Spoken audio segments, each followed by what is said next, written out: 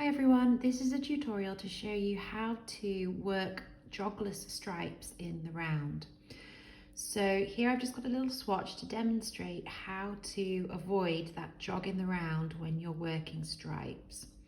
So this marker that I have here is my beginning of round, and I'm working with my main colour here. But when I reach my marker, I want to put one round of a stripe of another colour. And I'm going to show you how to do that without ending up with a really obvious step from when you go from the end of one round to the beginning of the next round.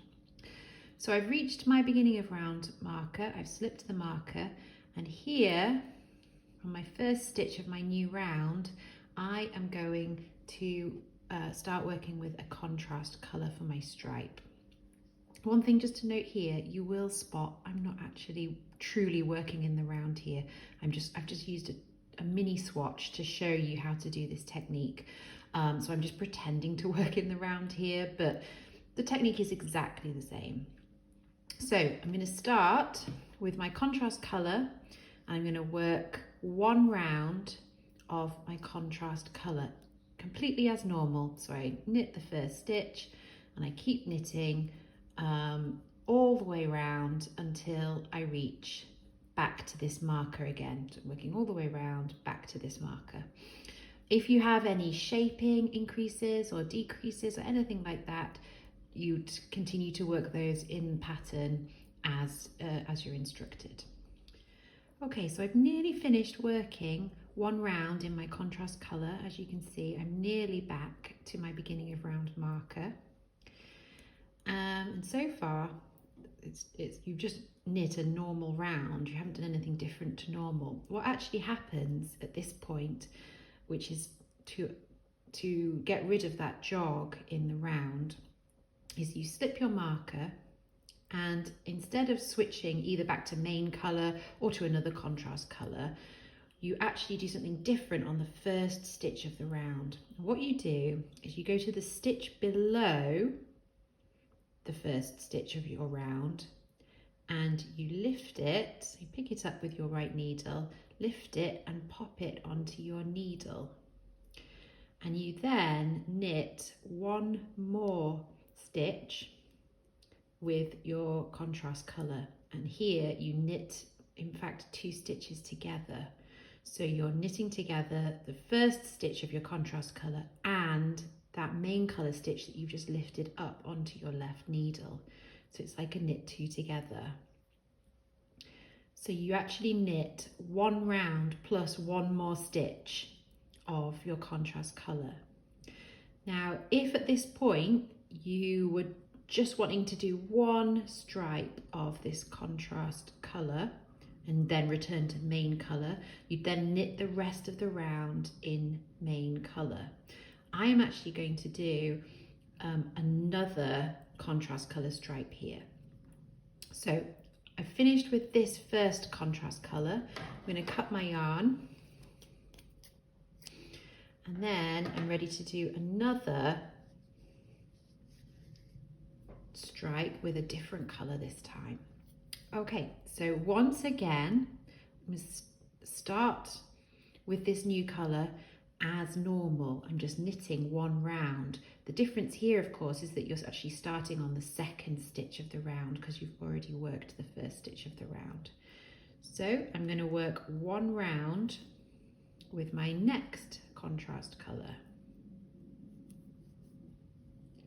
Just start as normal, leaving a tail of about 6 inches to weave in later. You're going to knit one round of this next contrast colour. Okay, so I've nearly worked one round of this second contrast colour, and when I reach beginning of round, I'm going to slip my marker, there it is, and you'll see here I've got one more stitch to work because I actually started this round on the second stitch of the round. So I'm going to knit one more, and then you do the same thing as you did at the beginning of this previous round, where you lift the stitch below and place it on left needle alongside the existing stitch, and you knit those 2 stitches together with the same colour that you've just been working with. So once again, you end up working 1 round plus 1 more stitch of the contrast colour stripe. I'm finished with that now, so I'm going to cut that yarn. I'm returning to my main colour. I'll just find that thread. Now, when it comes to working your main colour, before you start, double check your tension. You can see here I've got some loose stitches around here. That's normal, that's because I've got all these ends at the back that are going to be woven in later. But I do want my main colour stitch, the last one that I worked, to be nice and tight before I start my new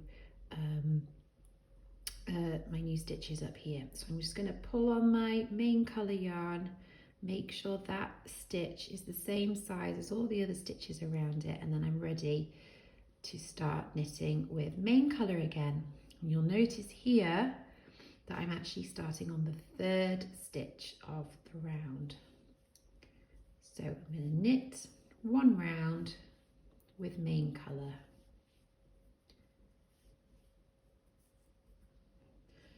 Okay, so I've nearly knit 1 round with my main colour. Coming towards the beginning of round marker now. And one thing to remember, of course, is that I didn't start using main colour at the beginning of round marker. I actually started on the 3rd stitch, as you can see from here. So I need to finish working 1 round of main colour, and then I'm going to do the same as I did with these 2 contrast colour stripes. So I'm working 1 whole round plus 1 more stitch. And on that 1 more stitch, you lift up the stitch from the row below, place it on your left needle and knit those 2 stitches together. Once you are working with main colour, you then continue to work your rounds as normal. Okay, so from this point onwards, I don't want to work any more stripes. I'll just continue working main colour for as many rounds as needed until I'm working my next stripes. So the thing to remember to create jogless stripes is that you work 1 round with your contrast colour plus 1 more stitch. And on that 1 more stitch, you pick up the stitch below and knit it together with the 1st stitch on your left needle. Now, one final thing to say is you're probably looking at this and thinking, that doesn't look very jogless to me. The reason for that is because at the moment I've got these loose tails which have not been woven in on the wrong side. And what you need to do is when you come to weave in these ends, you tighten the 1st and the last stitches using those ends, and then you weave them in at the right tension. Once you've done that, the jog in the round really is very invisible, and I'll show you that in a moment. Okay, so I'm just popping back to show you how the stitches look once the ends have been woven in. So here is my beginning of round marker. This is what your stripes will look like once you have just woven in the ends. As you can see, I've woven in my ends on the back there and just tightened up the stitches at the beginning and end of those rounds. And you can see you end up with a pretty decent stripe with very imperceptible jog in the round going from one colour to the next. Okay, so that's how you work jogless stripes in the round. I hope it helps.